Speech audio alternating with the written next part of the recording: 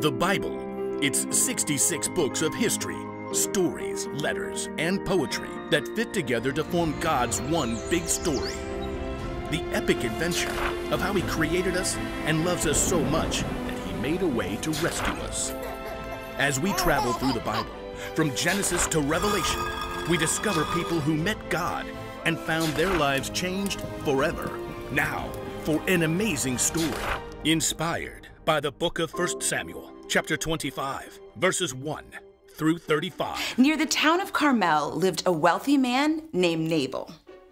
Money, money, money, always sunny, yeah, in a rich man's world, woo!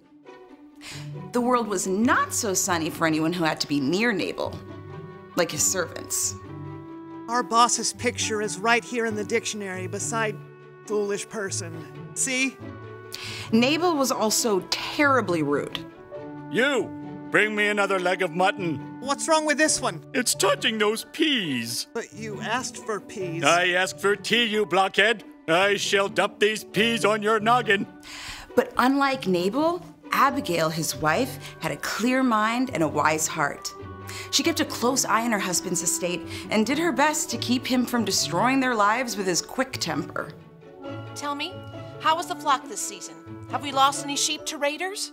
Not a one, my lady. But last season our sheep were attacked by robbers a dozen times. We've had protection. Protection?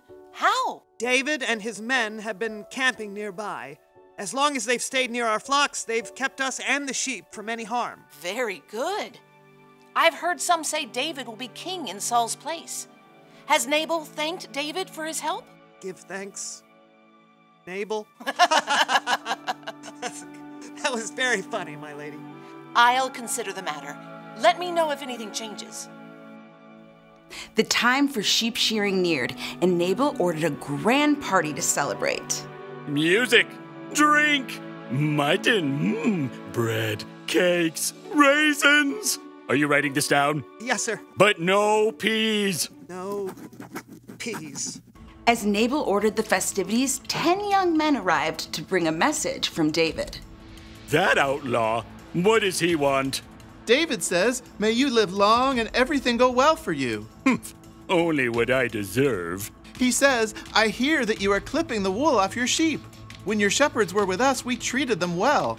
The whole time they were at Carmel, nothing that belonged to them was stolen. Please be kind to my men. Please give us anything you can find for us. So,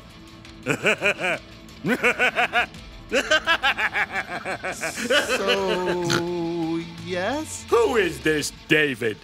Many servants are running away from their masters. Why should I give food to men who come from who knows where? So, no? Vamoose!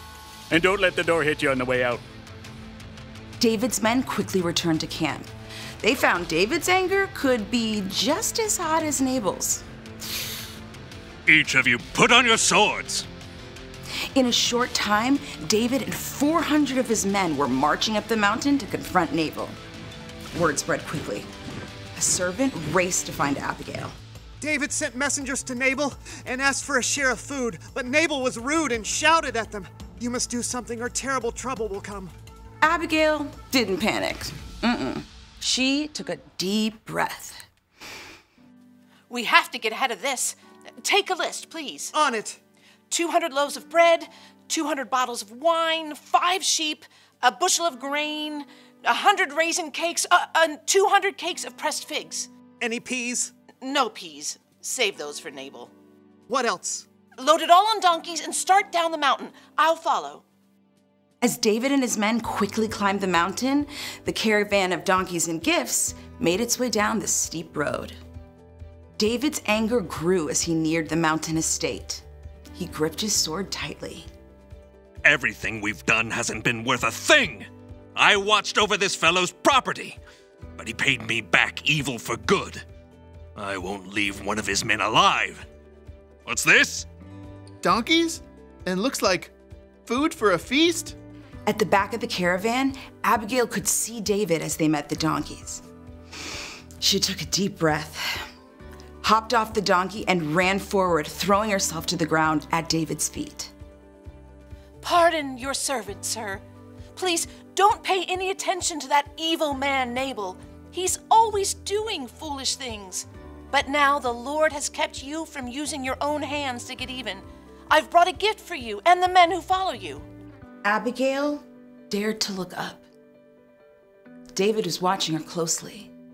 "The Lord your God will give you a kingdom that will last. That's because you fight the Lord's battles. He'll appoint you ruler over Israel. When that happens, you won't have to worry about how you killed people without any reason. The Lord your God will give you success. When that happens, please remember me." Slowly, David nodded. He removed his hand from the hilt of his sword and reached down to help her up. Give praise to the Lord. He has sent you today to find me. You have shown a lot of good sense and kept me from using my own hands to get even. He has kept me from harming you. Prepare a feast for your men. You've earned every bit of it. Go home in peace. David accepted the gift and turned back instead of facing down Nabal. Abigail returned home to find her husband holding his giant party. "Nabal, I've made peace." Peace? Ugh, hate him. Woo-hoo-hoo. Though David didn't kill him, Nabal soon met a dreadful end. Abigail and her entire household were saved because she chose to get creative and make peace.